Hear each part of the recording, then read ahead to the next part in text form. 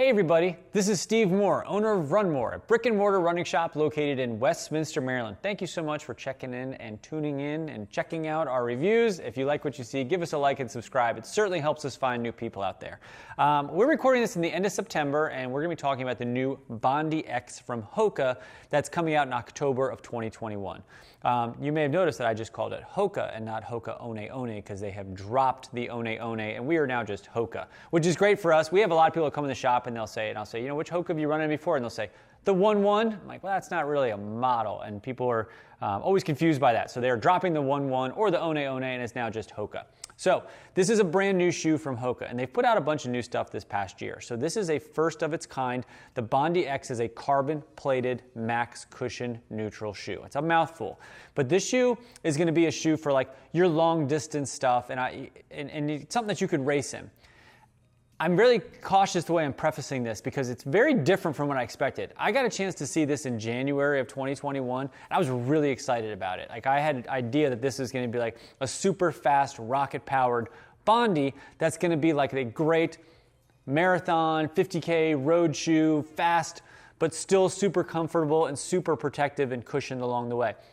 It's not quite what I thought it was going to be. I got a chance to pop it on this past week and kind of zip around and try it on, and I have a couple other Hoka carbon plated shoes, so this is really nice for me to be able to try a whole new different model, specifically because I've had other Hoka stuff that are road, that are trail, that are carbon plated, so I have a pretty good sense of what Hoka is accustomed to and what it feels like and what it fits like. So I first was surprised that it weighs about the same as a Bondi. So, you know, when you're looking at just your standard old Bondi and your Bondi X, I just assumed, and it could be because I'm a dullard, that this was going to be way lighter. But it's almost identical in weight between the two shoes. And obviously you can tell it still has tons of stack height, still has the same drop. You know, everything is very similar to what we've seen in the Bondi.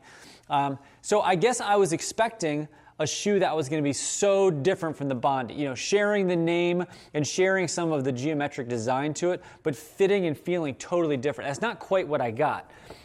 You know, when you're looking at some of the other stuff from Hoka in the carbon plated family, you have your Rocket X. This is my Rocket X. And then you also have your Carbon X. This is the Carbon X2.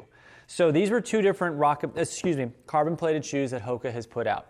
The Rocket X is like their lightest, fastest, shortest shoe for if you're doing something short and fast and speedy and racy. So like I've used this shoe up for a half marathon, but most people have found this shoe to be a sweet spot for like 5Ks, 10Ks. Obviously you can go up to a half in it, but like shorter, faster stuff. When you put this shoe on, it is a rocket. I mean, you really feel yourself towing off. It is one of those shoes where you put on and you're like, I have a hard time slowing myself down. Like it really wants to take off. And it's interesting, like when I first got it, I looked at it, the shape of it looks very different than like your Carbon X2. So I expected this to have much more of that toe-off feel just by looking at it, but in fact, this one really wants to take off on your foot. The Carbon X2, it's light, also has that same kind of idea of the Hoka roll to it. It looks like some other shoes out there that are really fast in that racing category, but it to me has a much more, it has a big roll-off to it, but not the same as the Carbon X, as the Rocket X. It just doesn't have that same toe-off feel to it. I found this shoe to be a sweet spot in like half marathon, you know, kind of get that nice smooth wheel going there where you're just transitioning really smooth and effectively and efficiently as you're running. So then I got the Bondi X, and I guess I should have expected it to be sort of in line categorically with the other carbon-plated shoes, but it didn't quite feel that way. I didn't quite feel the same get off and go. And it wasn't until I actually went and did a little bit of a jog with one on one shoe, one on one foot, one on the other between the Bondi and the Bondi X, where I can feel the subtleness of this shoe in the way that it takes off. It's much more gradual and subtle. It's not something you put on like you do like the Rocket X or the Carbon X and just all of a sudden feel like you're flying down the road. It's a much more gentle sort of push in the backside. And that's really nice, and especially if you're looking for a shoe for a marathon that just has a little bit of giddy up and go, not something that's going to take you so far out of your natural form that you have to keep up with this shoe. This shoe just nicely glides you along. And I guess what I was surprised with is that I thought this shoe would be like the companion shoe. Like a lot of times when somebody comes in and says, I love the Clifton. I love the Clifton. I train in the Clifton. It's my go-to shoes. I'm looking to step my game up and run a really good half marathon. So you can naturally pick up a Carbon X Say this is the perfect shoe. It's got some of the Clifton characteristics. You're going to feel yourself very fast and smoothly taking off. So you can train in your Clifton and pop on your Carbon X for racing. So I guess in my head, that's sort of where I thought this shoe would land. I thought this shoe would be the perfect shoe if you're somebody who trains in the Bondi, but you want something different for game day, that you'd put this on. It'd be lighter, it'd be faster. You'd feel that significant toe off while still having some of the comforts of home of your regular Bondi. I actually think this shoe is going to be more in line with a shoe in place of the Bondi. I almost feel like this could be a shoe that you could just run in every day. It has very similar crash pads to it. I think some of the durability is going to be just fine on this compared to your Bondi. I think that this shoe on it could be its own thing. I think this, if you're just looking for a shoe to pick up that you could race in, but you could also just train in it every day, this would be a great option for you. It's $200, which is more than you're going to pay, obviously, for your Bondi at $150, but it's a shoe that you can wear all the time. And that's one thing when you're looking at some of the other carbon-plated stuff that's in that $160, $180 range. I wouldn't train in these shoes. I would wear them on workouts and I'd wear them on race days and such, but this would not be an everyday trainer for me. And for a shoe that costs a lot, it's a shoe that is very rarely in my rotation, as much as I'd like it to be. Where this shoe could be your everyday shoe. This could be a shoe that you could pop on and do a little bit of everything in. And because it is just sort of subtle, I do like the contrast between the regular Bondi. Like it is, you really, for me, I really had to put one on one and one on the other to sort of feel the differences and feel like where I squish more in this shoe versus the Bondi and where I feel the gentle toe off in this compared to the Bondi. It's definitely there, but it's definitely not as noticeable. So because of that, it's actually classified differently than the other racing shoes.